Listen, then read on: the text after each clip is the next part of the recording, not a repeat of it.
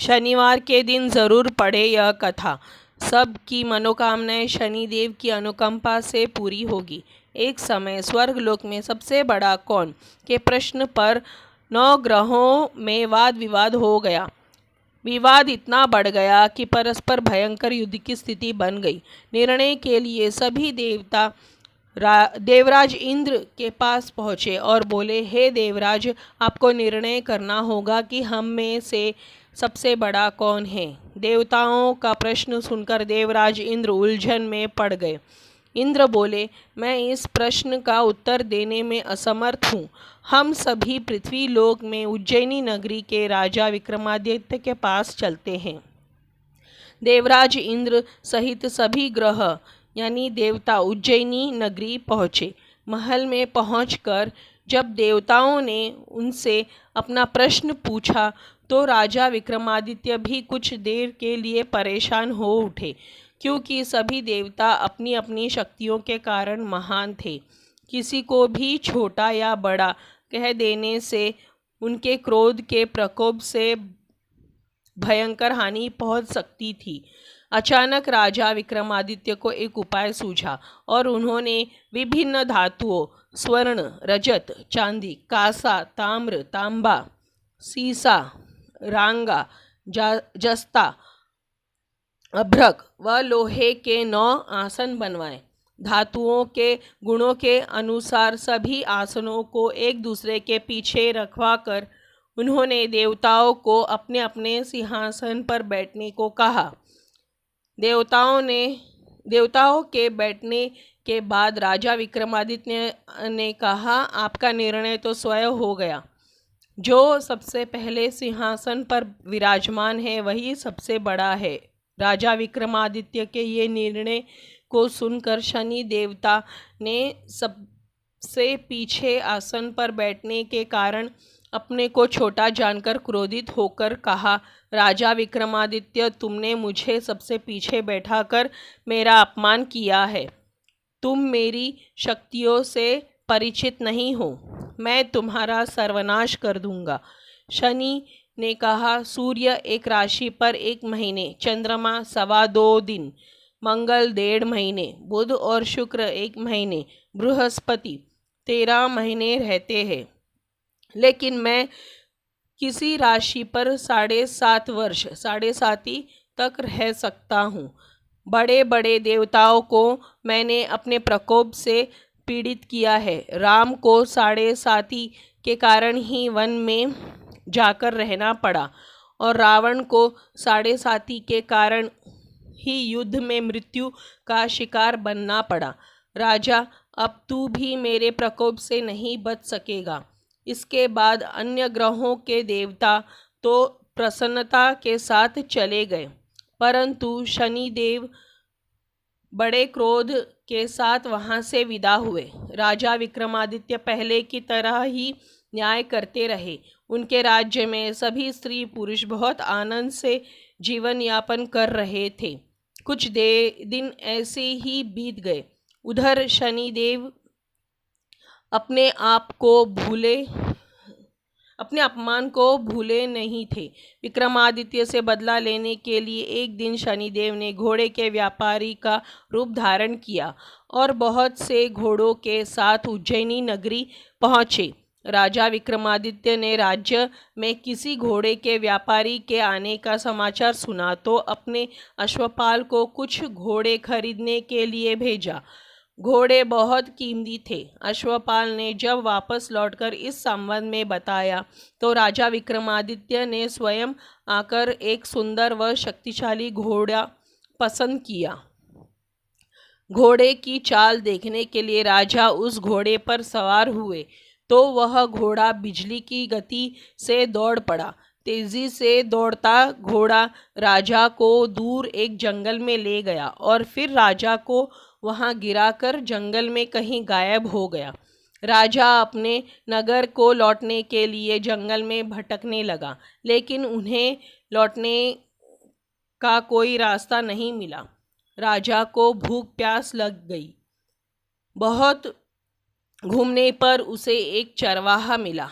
राजा ने उससे पानी मांगा, पानी पीकर राजा ने उस चरवाहे को अपनी अंगूठी दे दी। फिर उससे राजा पूछकर वह जंगल से निकलकर पास के एक नगर में पहुंचा। राजा ने एक सेठ की दुकान पर बैठकर कुछ देर आराम किया। उस सेठ ने राजा से बातचीत की तो राजा ने उसे बताया कि मैं उज्जैनी नगरी से आया हूँ। राजा के कुछ देर दुकान पर बैठने से सेठ जी की बहुत बिक्री हुई।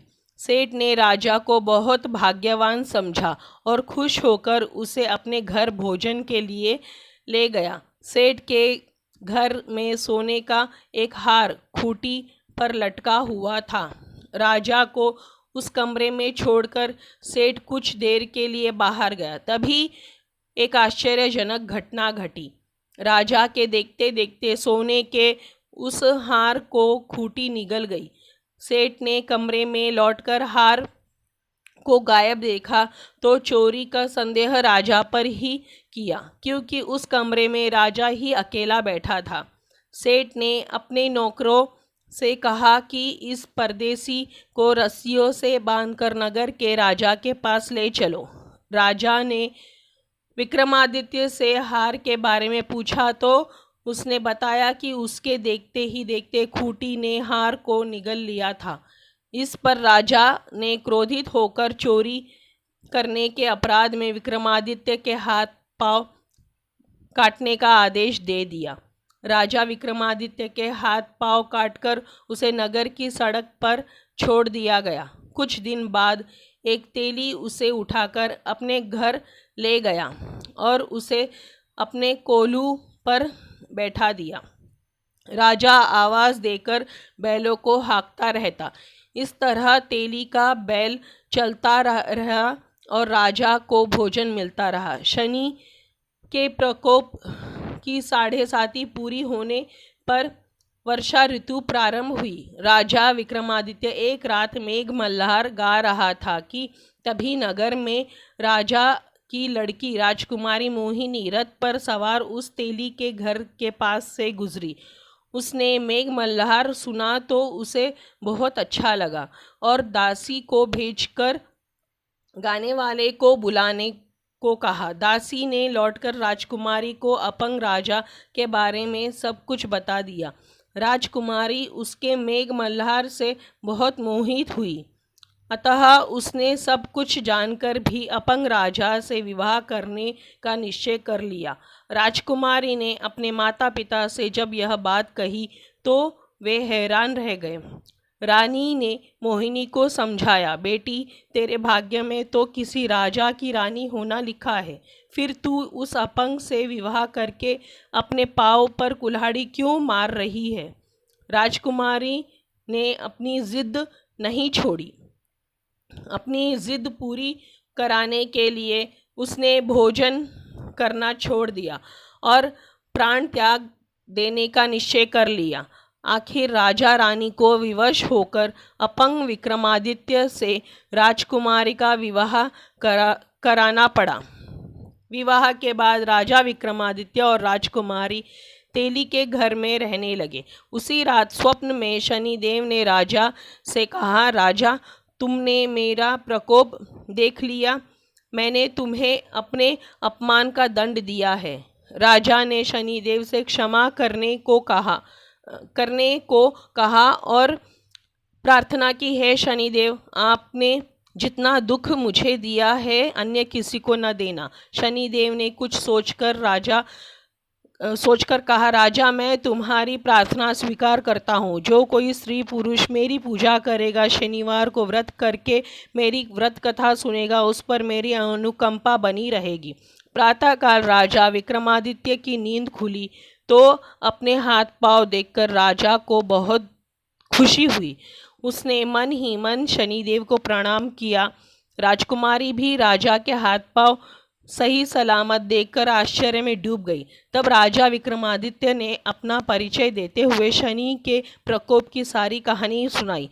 सेठ को जब इस बात का पता चला तो दौड़ता हुआ तेली के घर पहुंचा और राजा के चरणों में गिरकर क्षमा मांगने लगा। राजा ने उसे क्षमा कर दिया, क्योंकि यह सब तो शनि देव के प्रकोप के कारण हुआ था। सेठ राजा को अपने घर ले गया और उसे भोजन कराया।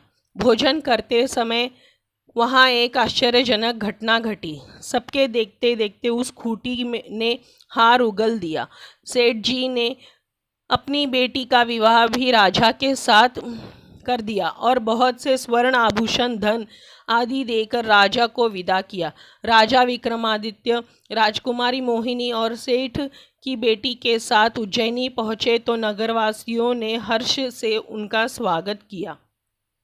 अगले दिन राजा विक्रमादित्य ने पूरे राज्य में घोषणा कराई कि शनिदेव सब देवों में सर्वश्रेष्ठ है। प्रत्येक स्त्री पुरुष शनिवार को अपना व्रत करे और व्रत कथा अवश्य सुने।